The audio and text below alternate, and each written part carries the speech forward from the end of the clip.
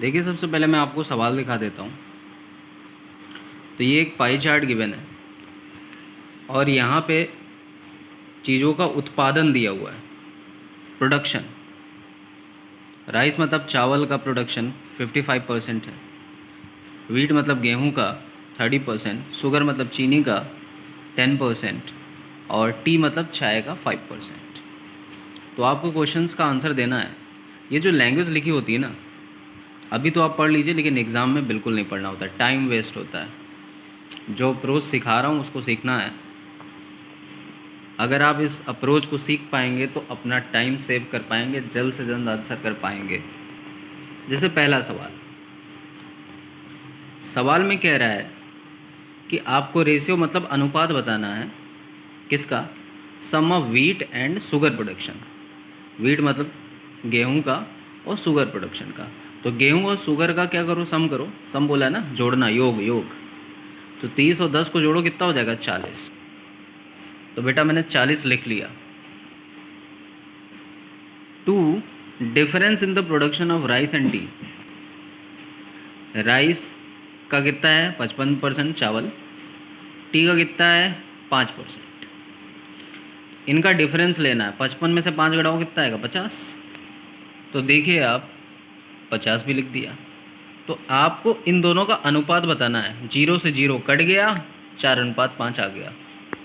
सवाल में कह रहा है राइस और टी का जो प्रोडक्शन है, राइस और टी का जो उत्पादन है, राइस कहाँ गया? 55।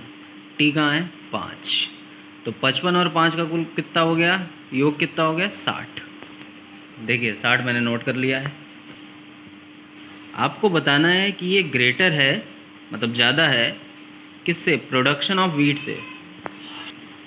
वीट के प्रोडक्शन मतलब गेहूं के प्रोडक्शन से। कहने का मतलब ये है कि आपको ये बताना है कि 60-30 से कितने परसेंट ज़्यादा है। परसेंट क्यों बोल रहा हूँ? क्योंकि ऑप्शन में आंसर परसेंट में है। आपको ये बताना है कि 60 जो है 30 से कितने परसेंट ज़्यादा है। तो कितना ज़्यादा है? 30 ज़्यादा है। किससे पूछा जा रहा है? 30 से पूछा जा रहा है ना, तो अपॉन में 30 रखोगे। परसेंटेज में वैल्यू लानी है तो इनटू में 100 कर दोगे, लगा दोगे परसेंटेज। 30 से 30 काट दो, कितना आंसर आ गया? 100। अब ये जो क्वेश्चन पूछा जा रहा है कि वीट का सेंट्रल एंगल मतलब केंद्रीय कोण बताओ, ये बहुत ध्यान से समझना है और आसान भी है। ये जो पूरा पाई चार्ट है, इस पूरे पाई चार्ट का एंगल होता है 360 डिग्री, और ये पूरा जो परसेंटेज होता है ये 100% होता है। तो 100% किसको रिप्रेजेंट कर रहा है? 100% 360 डिग्री को रिप्रेजेंट कर रहा है। आपसे वीट का पूछा गया था, मतलब गेहूं का, तो गेहूं का परसेंटेज देखो, गेहूं का परसेंटेज है 30।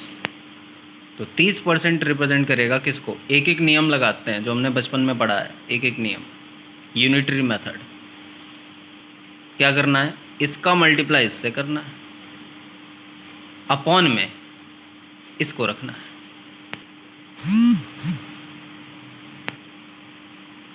परसेंटेज से परसेंटेज काट दो, 0 0 काट दो, इस 0 से भी इस 0 को काट दो, तो 36 यहाँ कितना हो गया? 36 3 108 डिग्री।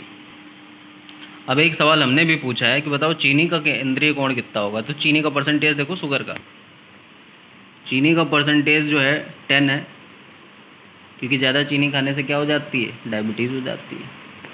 तो वही 100% रिप्रेजेंट करता है 360 डिग्री को, तो 10% रिप्रेजेंट करेगा किसको? एक एक नियम लगाओ, यूनिटरी मेथड, इसका मल्टीप्लाई इससे, अपॉन में योग। तो 0 से 0 काट दिया आपने, तो 36 डिग्री आ गया। अब देखिए, एग्ज़ाम में तो आपको वो अप्रोच अपनानी होती है जिससे टाइम सेव हो। तो ये तो प्रॉपर मेथड हो गया। मैं कैसे करता? मैं पहले इतना नोट करता, मुझे 10% की वैल्यू चाहिए ना, मैं इस 0 से इस 0 को काट देता, बचता यहाँ 10, यहाँ बचता 36 डिग्री आंसर। अब देखिए सवाल ने कैसे घुमाया है। उसने कहा है चावल, गेहूँ, शुगर, चाय, यही सारी चीज़ें तो हैं। चावल, गेहूँ, शुगर, चाय, यही सारी चीज़ें तो हैं।